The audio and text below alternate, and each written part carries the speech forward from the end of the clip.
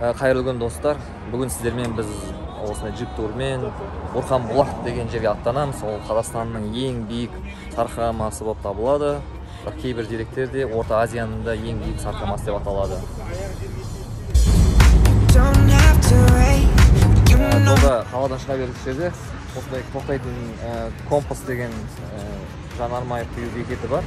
Ол жерден барлық тоқтап тамақ алып, енді басқа Прадо клуб бар, біздің клуб бар.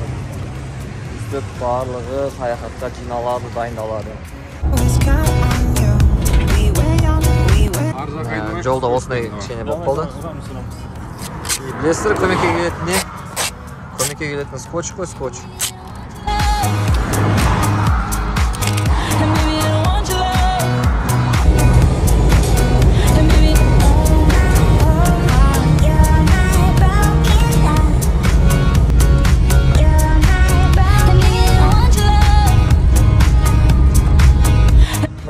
Жолдар басталды енді.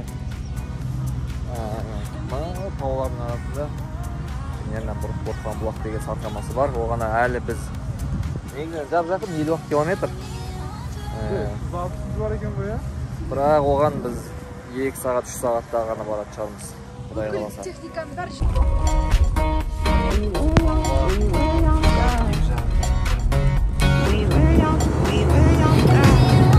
Ал жолдың қызықтары басталып отыр. Көресің ау?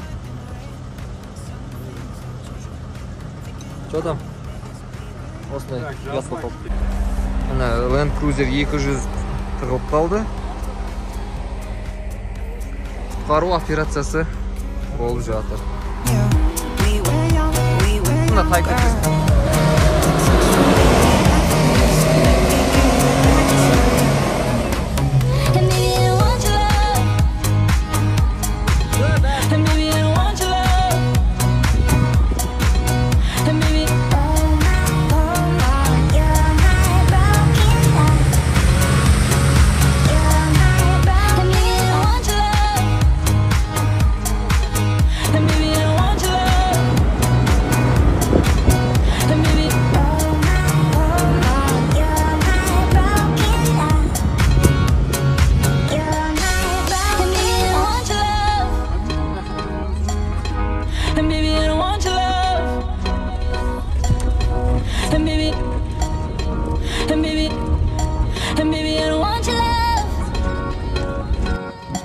Жолда тоқтап алады.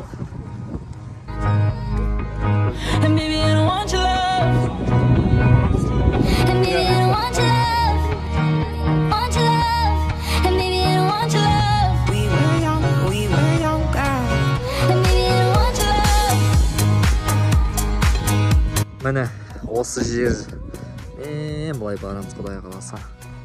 Осындай неге келдік. Шыңында тұрмыз, тауның. Мынау әдемілікті бар ғой, камера жеткізе ма, жеткізбей ма, өте.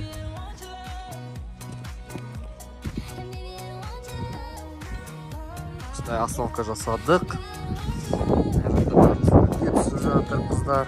Мына осы локацияға міндетті түрде тоқтап суретке түсіңіздер. Бар қанаттар, бәшкердар.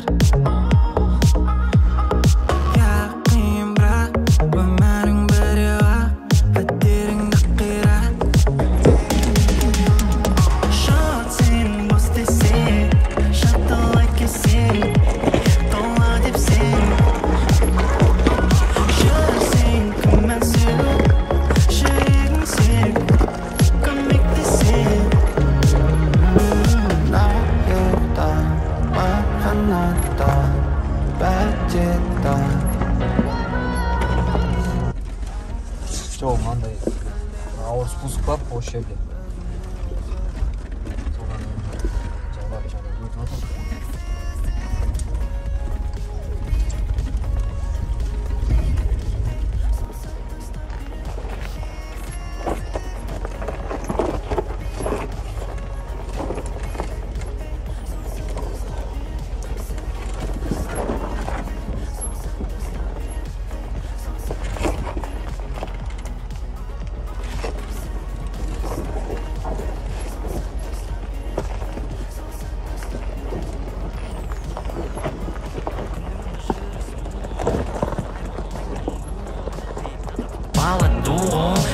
sing with the ball. Move on. Asık kıskanday kumgan. Zuğol, tele şunğol, ele truğol, ele bulmol, son zuğol. Yeah, in bu jol. Bak, özündeki bilem, gözündeki tek berildim de şu olma. Ey, sözünün özü ükün. Ey, jengiliz, biz kendimiz, kim tengimiz. Ey, cerbeginde besik mağan groove berilgen. Endi eliminde mesmi yesip cembimizdi. Tek berdi, bızdı bir. Yurtlar, var kanatlar, bedirtar.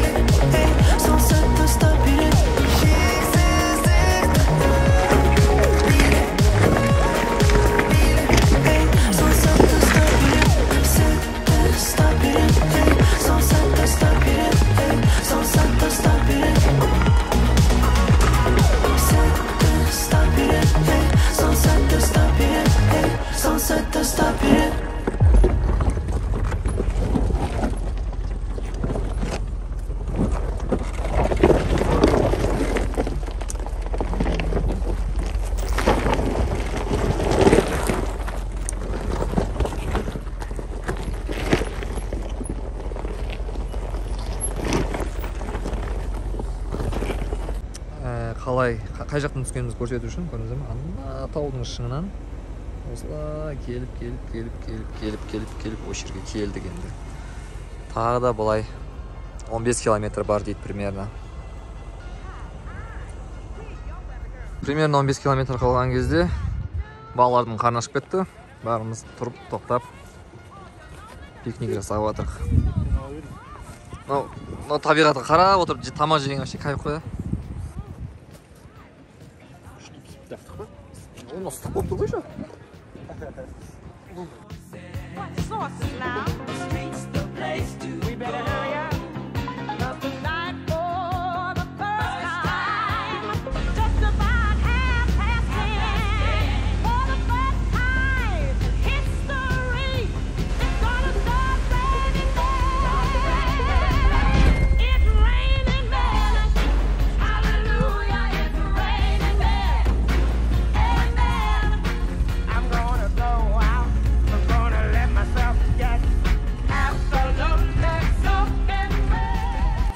Ал Құдайға шүкір, жеттік. Кешкі ужин ішіп жатырық. Осындай ортада. Мына жерде демалыс орталығы. Демалыс орталығы емес, демалыс үйлерін соғып қойыпты. Кішігірім. Мына осы жерде кешкі костер, кешкі отырыс. Барлығы керемет. Шашағанымыз жолдың барлығы кетіп қалды уже.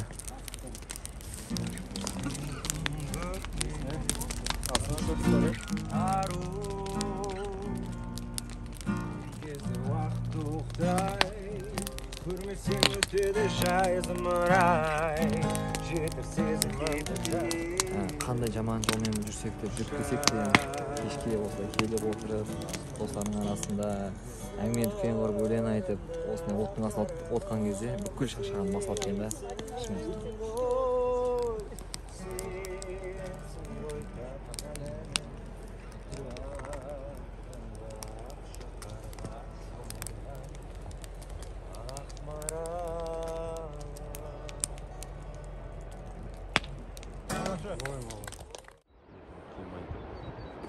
Saat 5 болды. Таңғы 5 палаткаларымыз тұр. Менікі ерекше болып, аппақ болып тұр. Бірінші линия с видом на горы.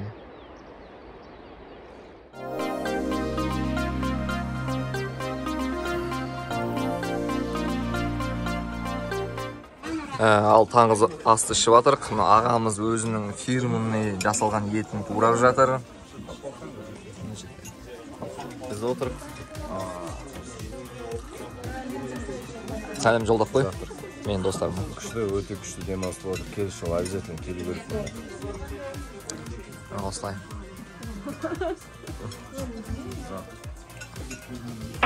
Мына жақта отыр қыздарым. Әділет мына жақта отыр. О, міне десерті де бар. Мына жақта жігіттер сәлем жолдап қойыңдар.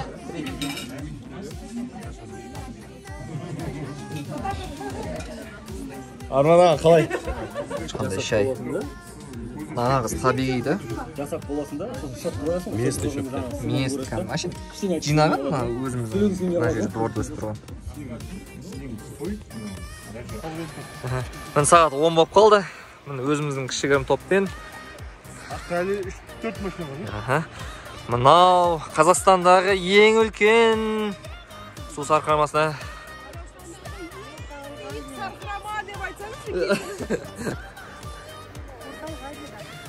Жоқ, бірақ Орта Азияда жазылады. Акаса бірақ шар деген бар екен Қырғызстандағы. Ол туралы бірақ айтылмаған мен кеше. 2 метр өзінде? Иә. Кеше Google ашқан тексердім. Көп сайттарда мына Борханбұлақ жазылған. Бірақ шарды туристер біледі екен да. Мына шөжек реклама жасамай жатыр ғой. Реклама жоқ. Даже Google-да да ол информация аз екен. Мен адам отыр, жұмыс істеп отыр. Содан кейін қойып тұрғанша. Мына жақта ешкім жоқ шығар. Ғана маркетинг жақсы болып тұр ғой. Мен қарам, условияны қарамайсың. Осындай топпен тәтелеріміз, апаларымыз керемет. Арабат көрмей қалды.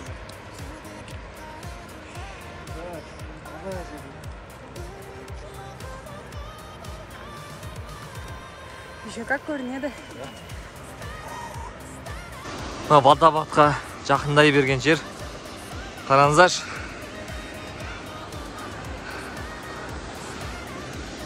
Просто қараңыздар. Мынандай тропинкалармен жүреміз.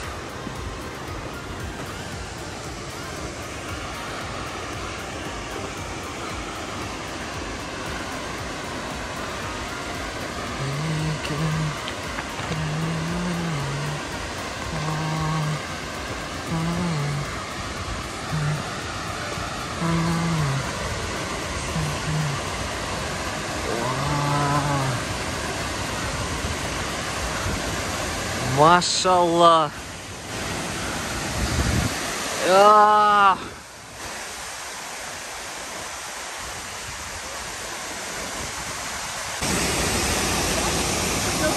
Реклама жасап жүрейік сіздерге.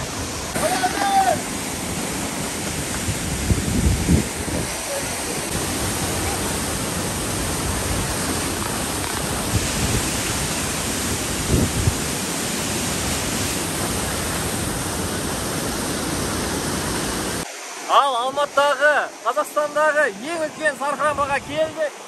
Қараңыздаршы қандай керемет. Сөзбен жеткізу мүмкін емес.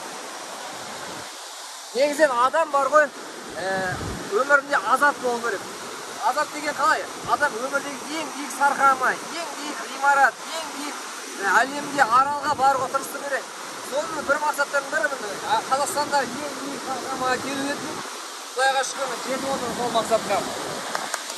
Өмірімізді осындай азаппен өткізейік, ең дегендерді көруге тырысайық. Келесі мақсат әлемдегі ең биік сарқыраманы көру. Ол қандай? Ниагарасы сарқырамасы, иә?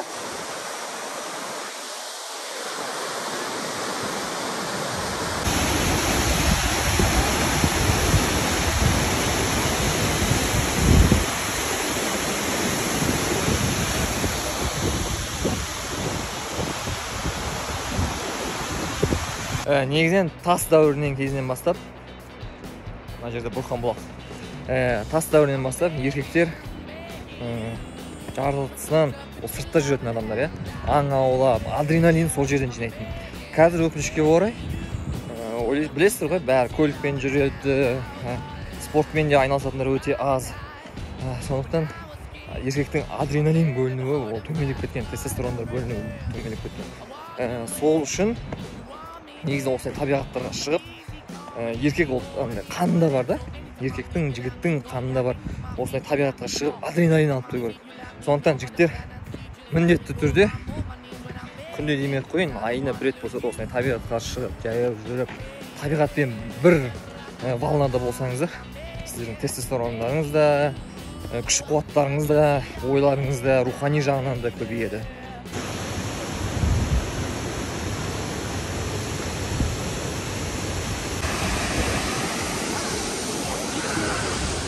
Негізі осылай очередьте тұрасың, осылай түсіреді. Әділет деген баламыз бәріміз түсіріп жатыр. Яқты Сули деген видео көріп, Әділетті түсіріп жатыр. Мен Сулиді түсіріп жатыр.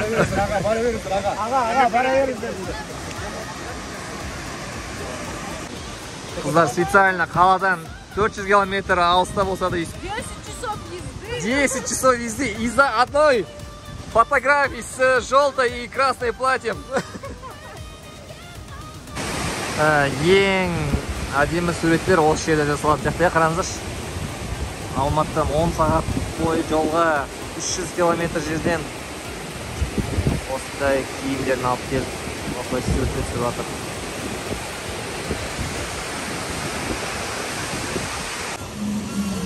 Bismillah деп атқа қондым, көкейімде байғатым.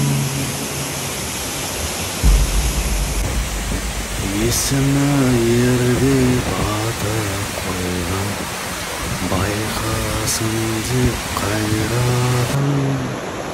Мәңгілікте қой отаным, қорқыта алмайды ау өлім. Мың өлгендер мың тіріліп, тақымын атқа байлайтын.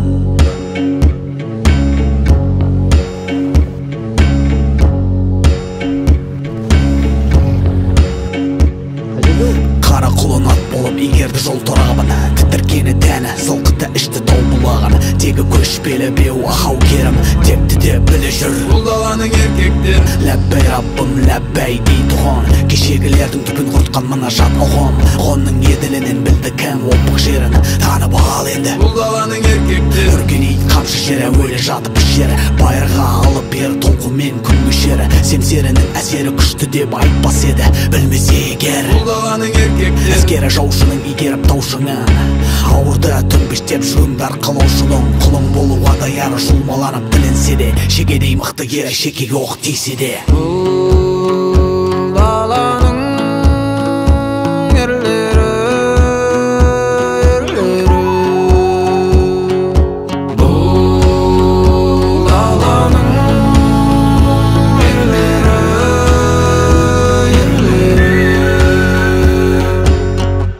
Теңіздің тереңіне батсаң ерді ойла, тәніңнен Анау жерде де водопад бар екен, қараңыздар, бұл қандай биіктікте орналасқан. Жесір болып көңіл босаса ер тойла, таушыңына қарасаң таңдайсың ма? Бақыт деу қиын жалғыз басты мұндайда, жер шарын шарлап бас енді ұғасың. Құдірет тауып шалсаң ер туарсың. Туған ұлың бұл даланың еркегі болар, оларға міне әкенің тегі қонар. Бисмилля деп атқа қонар, көкейіне байғаты, табиғатында бар қайраты мен айбаты. Қайғаты жоқ қылар ашып бетептерін байлау. Бұл даланың еркектер.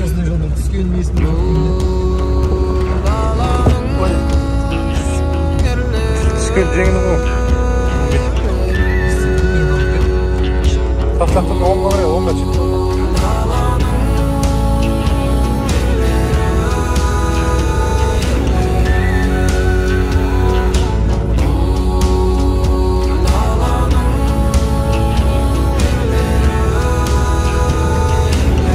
Әжаның басын шығамыз ә.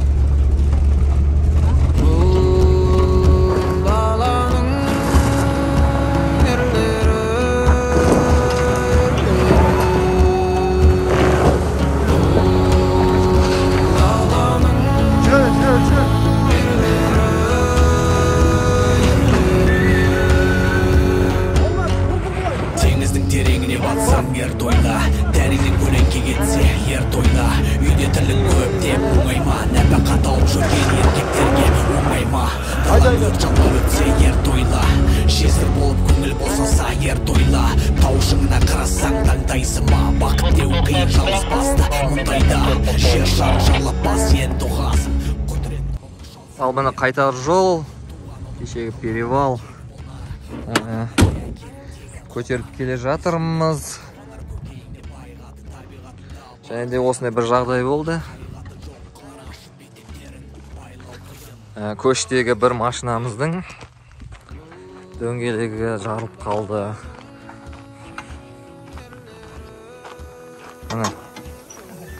Зато сендерге дополнительный не болады мынау? Турбина. Артынан итеріп тұрады сендерге.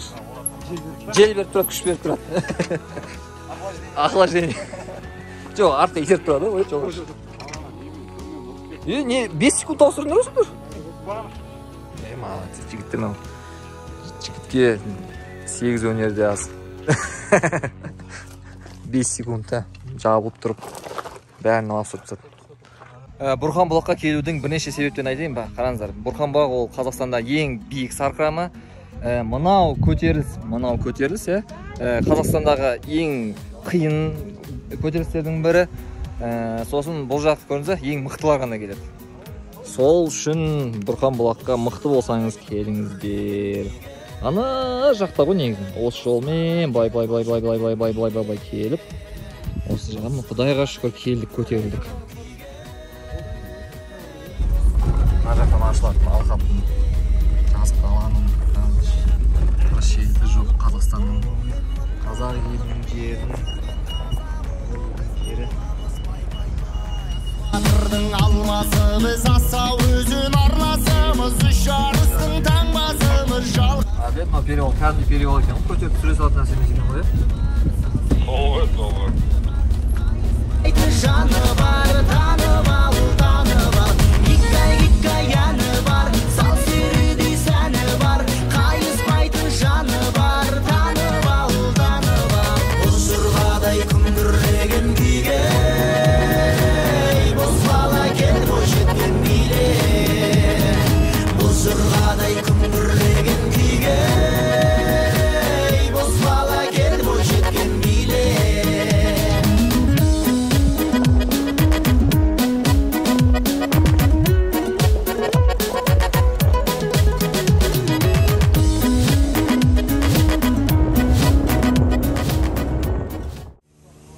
Сағат түнгі 1 болды.